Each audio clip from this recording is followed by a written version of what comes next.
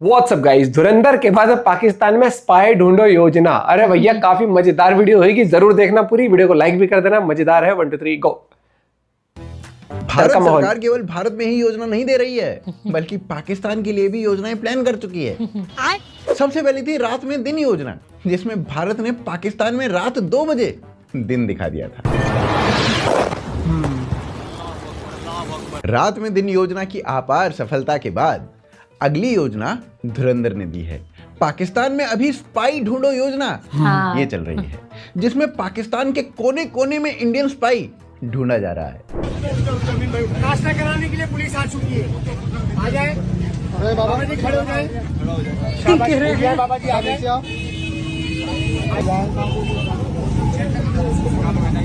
भाई साहब इतना कमाल का डर का माहौल बना दिया। तो इतना कमजोर, ऊपर से सड़क के किनारे सोता हुआ आदमी, ये इंडिया से ज्यादा ना कंगलू यानी बांग्लादेश का स्पाई लग रहा है।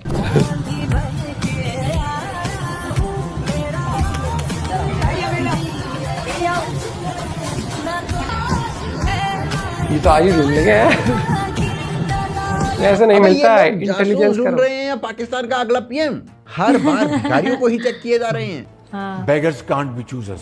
ये बात। Please understand that. एक और भिखारी पे शक हुआ तो आर्म्ड फोर्सेस ने उसे दौड़ा दिया। अरे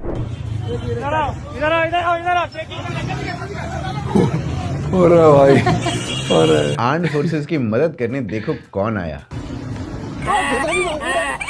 अरे भैया ये क्या हो रहा है? ये रील तो नहीं बना रहे? ये लग रहा है रील बना रहे अरे हैं। क्या नहीं पहचाना? चलो एक हिंट देता। भाड़े का टट्टू पता है ना दोस्तों, चाहे आप उसके ऊपर बंदूक लाद दो, भट्टे से ईंट डाल दो, शॉल की गठरी बांध दो, भाड़े के टट्टू को कोई मतलब नहीं। उसका काम तो है बस बोझ ढोना, खुद का कोई दिमाग नहीं लगाना। Bollywood This is exactly what he is doing in this entire video. Exactly. भाई साहब कमाल। धीरे धीरे लोग भी समझ रहे ना कंटेनर के ऊपर बैठकर नमाज पढ़ रहा था। रेंजर्स वालों ने, ये बंदा नमाज पढ़ रहा है, रेंजर्स वालों ने इसको। इसे देखकर आर्म्ड फोर्सेस को कंफर्म हो गया कि यही इंडियन स्पाई है। इंडिया में मुस्लिम कहीं भी कब्जा करके नमाज पढ़ने लगते हैं ना, तो आर्म्ड फोर्सेस ने उसे लात मार के कंटेनर से नीचे फेंक दिया। वो देखें, वो रेंजर्स वालों ने वो पकड़ लिया उसे, वो नीचे गिरा रहे हैं। वो देखें, वो नीचे गिरा रहे हैं, वो रेंजर्स वालों ने। वैसे अगर यही सेम चीज भारत में हो जाती ना, तो अभी तक ध्रुव राठी उस नमाजी को गोद में ले चुका होता। कांग्रेस उसके नाम पे नेहरू की प्रॉपर्टी कर देती, नमाजवादी पार्टी उसे एमएलए बना देती, और आरफा वो तो निकाह ही कर लेती। उधर से शाहिद अफरीदी, वो भी अपनी विक्ट्री परेड का धंधा बंद करके थोड़ा चिंता में है आजकल। देखो वैसे तो ये क्लेम अनवेरिफाइड है, क्योंकि हमने इस स्टेटमेंट को ढूंढने की कोशिश की तो हमें कोई अफरीदी की ऐसी स्टेटमेंट नहीं मिली।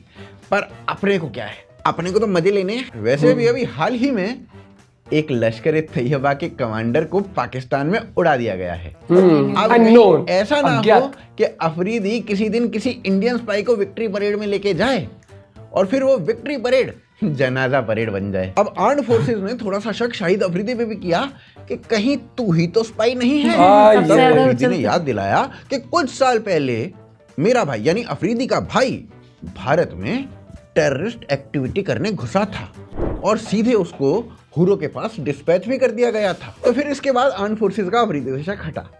वहीं से पाकिस्तानी लाल टोपी, उसके ऊपर भी आर्म्ड फोर्सेस को शक हुआ। नहीं, शक होना तो लाजमी भी था, क्योंकि जिस इंडियन आर्मी से आर्म्ड फोर्सेस नहीं लड़ सकती, उस इंडियन आर्मी से लड़ने की तैयारी पाकिस्तानी सिविलियंस को लड़वाने की सलाह दे रहा था एक कमबख्त, जिससे पूरा पाकिस्तानी साफ हो जाए। अल्लाह ना करे किसी जगह से पाक फौज को पीछे हटना पड़ता है, तो उस इलाके के, उस शहर के लोगों की जिम्मेदारी है कि भारतीय फौज के खिलाफ गुरिल्ला जंग का आगाज करें। इनको अपने घरों की छतों से, अपनी गलियों से, सड़कें ब्लॉक करें, उनकी मूवमेंट को रोकें, उनके ट्रकों को, गाड़ियों को जलने से रोकें, ज्यादा करता है, उन पर हमले करें। लेकिन फिर बाद में पता चला कि लाल टोपी ने असल में आरडीएक्स का ओवरडोज ले लिया था, इसीलिए बहकी बहकी बातें कर रहा था। बाकी दिनों में थोड़ा नॉर्मल सा भी हो जाता है। हम अपना न्यूक्लियर और मिसाइल प्रोग्राम एक्सपोर्ट करेंगे अपने दोस्त मुल्कों को, और आप खुल के ऑफर करें सऊदी अरब को, खुल के ऑफर करें टर्की को, खुल के ऑफर करें ईरान को, और इंटरनेशनल लेवल पर करें दुनिया के सामने। क्या करता है? अब तो आर्म्ड फोर्सेस का शक था वो लश्कर जैसे टेररिस्ट ऑर्गेनाइजेशन के ऊपर भी होने लगा था, क्योंकि अब ये स्टार्टअप्स आईएमएफ के लोन से हमेशा की तरह फंडिंग तो उठा रहे थे, पर भारत जाके फट नहीं पा रहे थे। वैसे स्पाई होने के शक में ना बाबर आजम से भी पूछताछ हुई।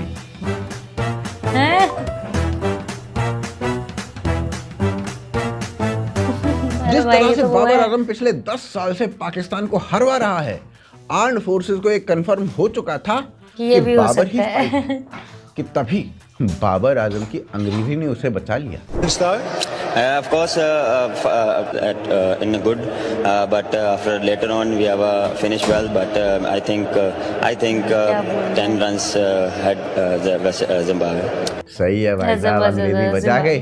नहीं तो बाबर के पास हर वो वजह थी जिससे वो स्पाई बन सकता था। पहली तो ये कि पीसीबी क्रिकेट खेलने का पैसा जो देती ही नहीं है, ऊपर से बाबर की परफॉर्मेंस देख के बाबर पे ही 50 लाख का फाइन भी मर चुका था। और दूसरा रीजन है पीएसएल यानी पाकिस्तानी सुपर लीग। मोहसिन नकवी इस बार पीएसएल को इतने कम बजट में करवा रहा है कमबख्त कि इससे बड़े टूर्नामेंट तो भारत की गली मोहल्ले में हो जा रहे हैं। मोहसिन नकवी ने तो 2 दिन पहले प्रेस कॉन्फ्रेंस में ये बता भी दिया है कि इस बार पीएसएल में लोकल पब्लिक अलाउड ही नहीं होगी, खाली स्टेडियम्स में मैच होंगे। इतने सारे लोग इकट्ठे हों और सारा कुछ हो, तो जब तक ये थोड़ा सा क्राइसिस चल रहा है, हो सकता है 10 दिन में ख़त्म हो जाए, हो सकता है 15 दिन में ख़त्म हो जाए, तो उस वक्त तक हम स्टेडियम में क्राउड को इजाज़त नहीं देंगे। बेचारी पाकिस्तान की पब्लिक जो पहले ही देसी बम बना के बैठी थी, वो अब साड़ी कहाँ फोड़ेंगे। यहाँ पे मोहसिन नकवी ने हवाला तो दे दिया क्राइसिस का कि देश में पेट्रोल की कमी है तो जनता आएगी कैसे, पर असली रीजन है अफगानिस्तान। पाकिस्तान को डर है कि अफगानिस्तान आके कहीं स्टेडियम ही ना उड़ा दे। अरे भाई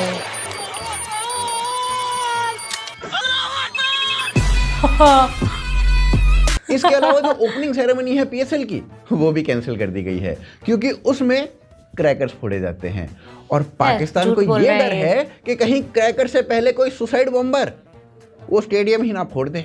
ऊपर से पाकिस्तान के फर्स्ट क्लास सिटीजन उन्होंने फॉरेन प्लेयर्स को धमकी दे दी है कि सारे के सारे अपने रिस्क पे आए और जायदाद के पेपर वसीयत सब बना के ही आए, नहीं तो ना आए। अब देखो, मिलिटेंट्स के पास जो बम थे वो उन बॉम्ब्स को भारत में घुस के फोड़ते थे। अब वो फोड़ नहीं पा रहे हैं क्योंकि यहाँ पर कांग्रेस की सरकार नहीं है और इसीलिए पड़े पड़े वो सारे बॉम्ब्स कहीं एक्सपायर ना हो जाएं, तो इसीलिए पीएसएल में आने वाले प्लेयर्स पे ही फोड़ देंगे। भाई साहब, पीएसएल का स्टैंडर्ड देखो, रिटायर्ड प्लेयर्स खेलने आ रहे हैं। साउथ अफ्रीका का जस्टिन कैम्प जो 2016 में रिटायर हो गया था, वो 10 साल के बाद पीएसएल में खेलने आ रहा है, एंट्री ले रहा है। पीएसएल टाइम पास है, चल लो वहाँ पे, कुछ नहीं है। वैसे देखा जाए तो बाबर, रिजवान, शहनशाह अफरीदी से तो बेटर ही खेल लेगा आज भी। पीएसएल में ड्रिंक्स ब्रेक्स भी हटा दिया गया है क्योंकि जब देश में पानी ही नहीं है और पेप्सी तो गाजा बॉयकॉट लिस्ट में है, तो फिर ड्रिंक्स तो ब्रेक हुई किस बात की। और वैसे रिजवान ने ना इससे बचने का एक तरीका ढूंढ लिया है, वो पेप्सी का स्टिकर हटा के पी लेता है कमबख्त। इसके तो भाई मतलब क्या, लेकिन कमबख्त टी शर्ट पेप्सी की पहनता है, पर अब उसे पता है ना इसे हटा नहीं सकते क्योंकि अगर इसे हटा दिया तो स्पॉन्सर चले जाएंगे और स्पॉन्सर चले गए तो मोहसिन नकवी के घर 2 वक्त का आरडीएक्स कहां से आएगा। धुरंधर में जो लाइन कही गई थी वो अब सच हो रही है। पाकिस्तान का मुस्तकबिल अब हिंदुस्तान तय करेगा। अरे भाई ये रियल क्लिप है क्या? ये ऐसे करता है, पकड़ा जाएगा भाई, मत करे भाई। सच में बता रही हूँ, एक मूवी ने कहाँ कहाँ उथल पुथल मचा दिया है। और सोचो सिर्फ मूवी है, कोई ऐसा नहीं है कि कुछ बॉर्डर पे कुछ है, सिर्फ एक मूवी ने मतलब सच में वहाँ पे मजबूर कर दिया ढूंढने के लिए। भाई एजेंट ऐसे मिलते हैं कहीं और वो अपने जेब में फ़ोन रख के घूम रहे होंगे। बट लॉजिक और पाकिस्तान, जैसे मैंने पहले ही बताया, हमेशा अपोजिट डायरेक्शन में चलते हैं, एक डायरेक्शन में दोनों चल ही नहीं सकते। और ये सच में इसका जो ट्वीट था वो असली था क्या अफरीदी वाला? पता नहीं यार, मैं तो इतना मतलब इनके ट्वीट पे ध्यान देती नहीं हूँ क्योंकि इनकी बातें वहाँ के जो बड़े उसके वो भी होते हैं ना, जिनको क्या बोलते हैं, जनरल वर्नल जो भी होते हैं, और वहाँ के एक सड़क छाप जो होते हैं, मतलब जो ये पंचर वंचर, इनकी स्टेटमेंट, इनकी बातों में, इनकी लैंग्वेज में, लहजे में मुझे कोई डिफरेंस नहीं नजर। ऐसा लगता है वो भी वही फेंक रहा है, वो भी वही फेंक रहा है, पूरा का पूरा देश। और भाई ऐसी मूवी नहीं चाहिए, मतलब एक देश के तोते उड़ा दिए सिर्फ एक मूवी ने, सोचो। अब भाई इंडिया में मूवी नहीं है, एक इमोशन है। तो मज़ा आ गया यार वीडियो देख के, ठीक है। और अपना फेवरेट पार्ट ज़रूर कमेंट करके बताना। एक्चुअली दीपक को कुछ अर्जेंट कोरियर था, वो लेने के लिए गया है, जिसका वो सुबह से वेट कर रहा था, ठीक है। तो हम मिलते हैं आपसे नेक्स्ट वीडियो में, and till then bye bye, take care.